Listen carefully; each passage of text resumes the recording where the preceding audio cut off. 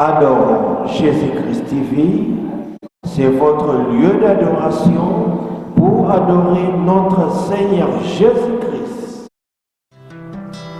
Alléluia. Kazare, ma city à confusion. Kazare, manzamba yebi banguti. Kazare, ma city à Jezabel. Kazare, ma molimo yambwa elata bangu. Bangonde bayambaka ba faux pasteur na plateau basalela kabango ba promotion. Dis-moi qui tu fréquentes, je te dirai qui tu es. Ba pasteur magicien na ba pasteur et sorcier na ba pasteur abulawayo na ba pasteur commerçant. Et si kana bangobe na kazarema ba pasteur magicien na ba pasteur et sorcier na ba pasteur abulawayo na ba pasteur commerçant. Et si kana bangobe na kazarema banoko toke bana site oyo site ya satana ya bana satana bango bakotelaka bato basalaka mabe site ba Jezabel molimo mbo lata bango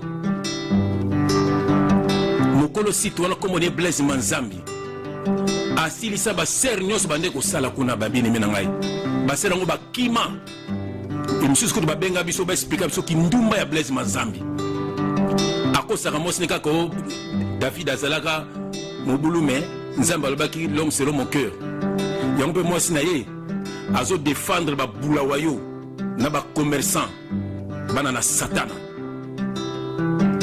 yango lelo to ko beta bango chikote.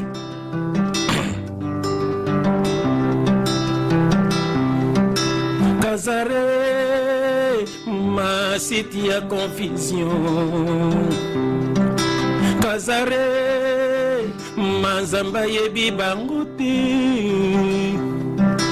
Kazare, ma city à Jezabel. Kazare, ma molimo ya mbwa elata bangu. Bangonde bayambaka ba faux pasteur na plateau basalela kabango ba promotion. Dis-moi qui tu fréquentes, je te dirai qui tu es. Ba pasteur magicien na ba pasteur et sorcier na ba pasteur abulawayo na ba pasteur commerçant. Et si kana bangobe na kazarema ba pasteur magicien na ba pasteur et sorcier na ba pasteur abulawayo na ba pasteur commerçant. Et si kana bangobe na kazarema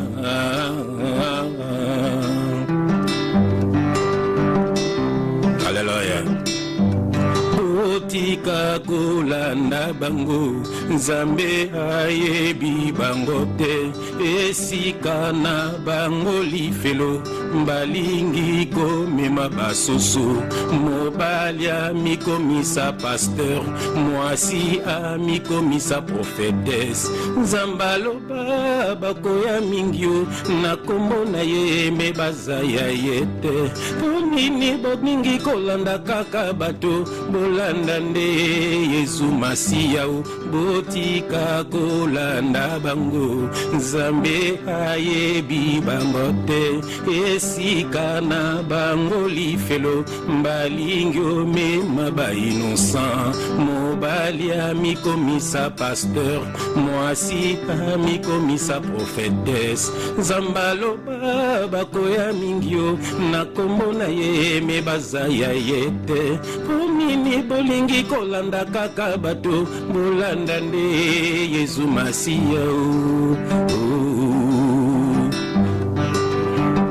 Lisma satana na mwasi ya Blaise Masatana bato na suluka bandoki musaka kokosela bato makambo bakoselaka George Nama makambo kaboma bandeko na ye na Cameroun nzoka lokuta basalaki ba réunion balobi bafinga Peniel lelo yo bopesi Peniel raison pas namoni video mo Lisma satana za ko s'attaquer sur na Peniel aza ko s'attaquer na Eliane yazo kumisande Moïse mbie na Mike Kalambai atabino moko botele moko lise manzambi yango Perik na mutu lokwa Jezabel abongwa mate ayaka mwindo ateli nzoka ne biso totelaka na mokili tozonga ba naturel na bonzambe lise ma satana na mobali ne Blaise ma satana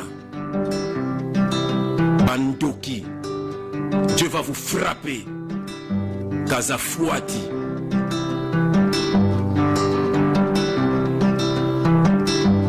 Botika kolanda bango Nzambe ayebi bangote esika na bango lifelwe malingi omema ba innocent mobali amikomisa pasteur mwasi amikomisa prophétesse Nzambe aloba bakoya mingio na kombo na ye me bazaya yete ponini bolingi kolanda kaka bato bolanda nde Yesu Masiya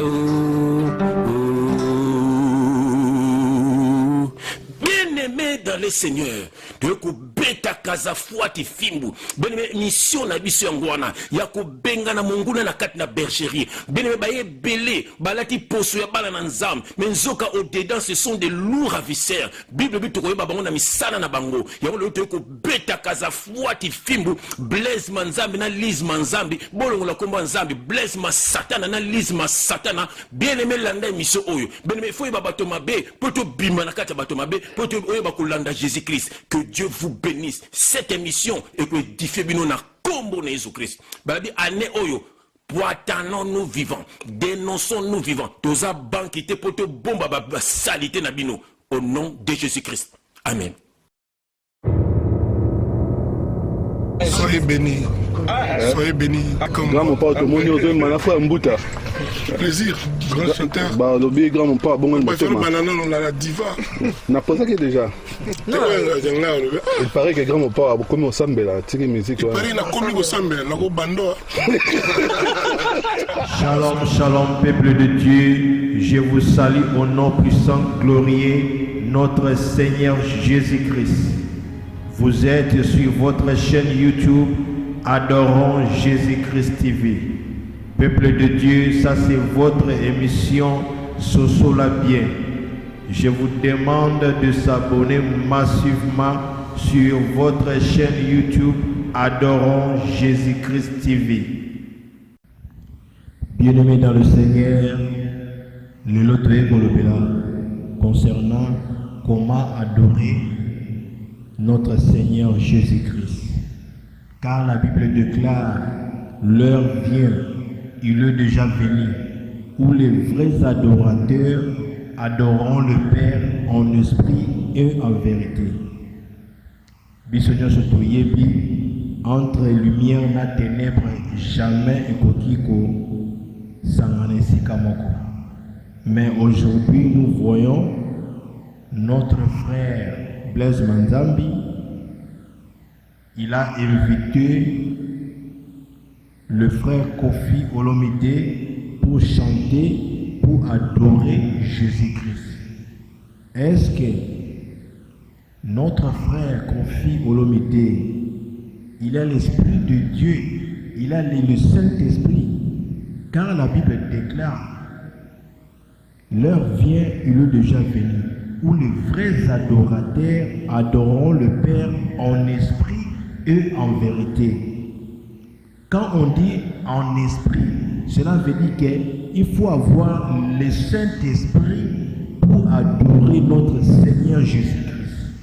Quand tu as le Saint-Esprit, là maintenant tu vas adorer notre Seigneur Jésus-Christ en esprit et en vérité. Maintenant, Bisomoro Toyebi, parcours ya Kofi Olomide, ye azala na ngambu ya miziki ya mokili. Akomisaka na ebasi, akomisaka na mbongo, kolata par-ci par-là. Maintenant, notre frère Blaise Manzambi, il a invité Kofi Olomide pour chanter dans son album. Bien-aimés dans le Seigneur, nous devons comprendre. Il y a aussi des témoignages.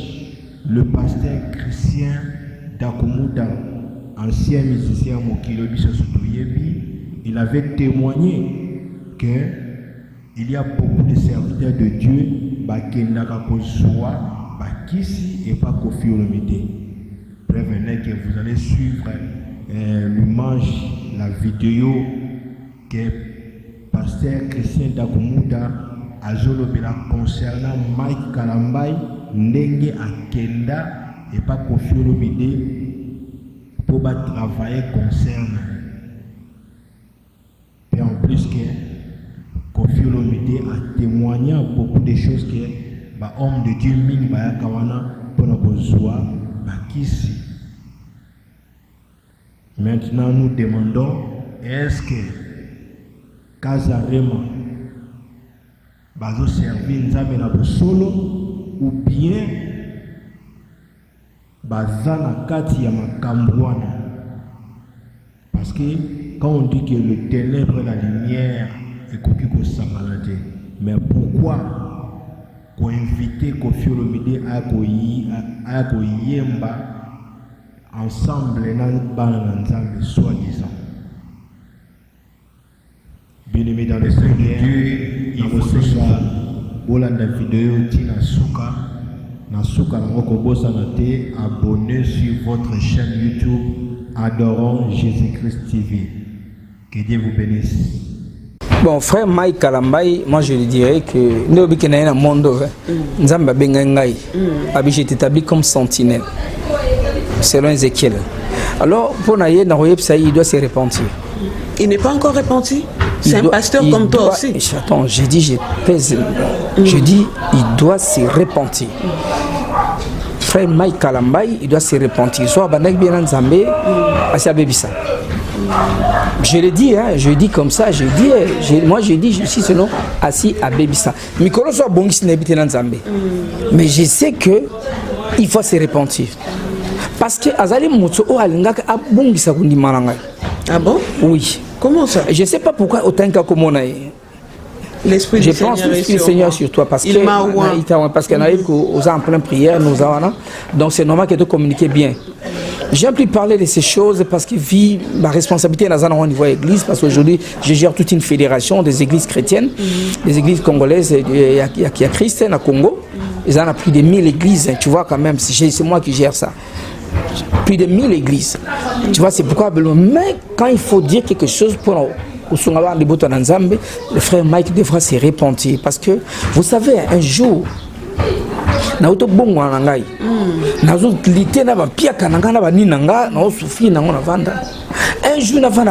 téléphone moi mon frère. Téléphone moi mon frère. Vous comprenez les places voilà. Et tu mon frère pas bien Rambo. Tu mon frère. Alors tant nakanga na jour parce que na yebike so na tembe na keneka na réseau na téléphone nga on send ba bimisanga voice wana et uti kuna na mon frère et pas na venanga. Alors na ok allo bonjour ah boni ah venanga ndé pas benga venanga ba boni ngabi ça va ah boni zo mona tanga zali ah ozo mona tuzo ya palete ngabi tena zana nga naza nini ozo ngabi nazo préparer ka séminaire nga ba makamna et tout ça ah ozaka na ba makamna nazo ngabi we ngabi ya mère biso zali yo ko zo yate biso to na petit noir to na petit noir toujours préparer grand hôtel bika ko beta grand hôtel moto na tangi kombo zalate na obi na beta grand hôtel ngabi nani oh mais petit noir Mike petit na yo comme dozo yate ba on so baza ba on so ba yaka yo yakate ozo yate abi dozo préparer grand hôtel ngabi bo préparer grand hôtel obi choc na zwaka abi na ngabi bon abi zala plus opese mboteko azola na Mike Kalambay azola nanga nazana na nywana voice wana zala plus opese mbote na pesa apesinga abi nga noka abi nga ah bonjour mon vieux na ebisho choc e bakisa misusu abi nga bonjour mon vieux obi na nga na finga ye na sa esprit je te dis esprit na donc a zongi singa en Égypte ko en Égypte na bi petio na ko sa nini donc la lati na esprit na zongi na muso na ko sa nini na mon le biso to lu kan ndenge to kende makamo ya nzoka ya kane pesu bisika na uti. Donc il y avait un message là et puis après ça ngana biso que maman na fi zongi sala ngai nanga même boso na été. Est-ce que tu t'imagines ma bloc en dingwana azai mote bazai belé na nakata mili nzambe yana mais biso toza biso génération nzamba bengi biso pour que tu vas régler makamona tozali na nguya moli mo santu to ko sala yango mama be ko sila ko kwa parce que mboko fe bonga ko beba ya mboko eza beaucoup plus eleka na nzela basai na nzambe oyo ba bebsi mboka eux qui étaient censés ramener l'incite de l'Éternel auprès de l'autorité ba memi buzoba ba memi lokoso ba memi yibi ba memi baninyo. Donc voilà un peu ça comment ils ont détruit ces pays, tu vois. Alors nous là Dieu nous a appelés pour voir comment est-ce qu'on peut arriver par la grâce de Dieu comme nous nous sommes disposés nzamba ibaki non ezara dakumuda po au soutenir l'arte au soutenir la carte au soutenir l'avion et là vous bon maboni avion qui est poteau à comment poteau mon gars voiture qui est poteau voiture il y a bien climatisé pour la climatiser roté comme moli mon ayo. Donc ils en a sens. Donc voilà comment le message était.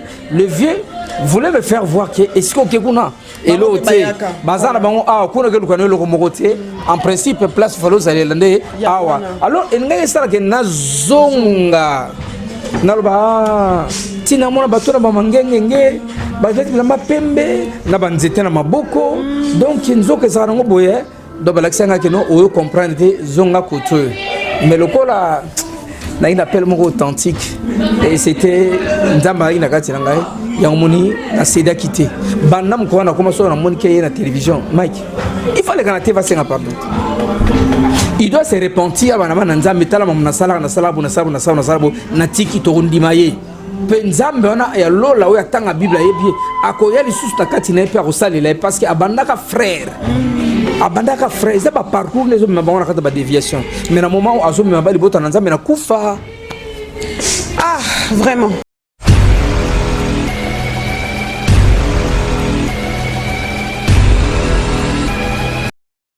Adorons Jésus-Christ TV, c'est votre lieu d'adoration pour adorer notre Seigneur Jésus-Christ.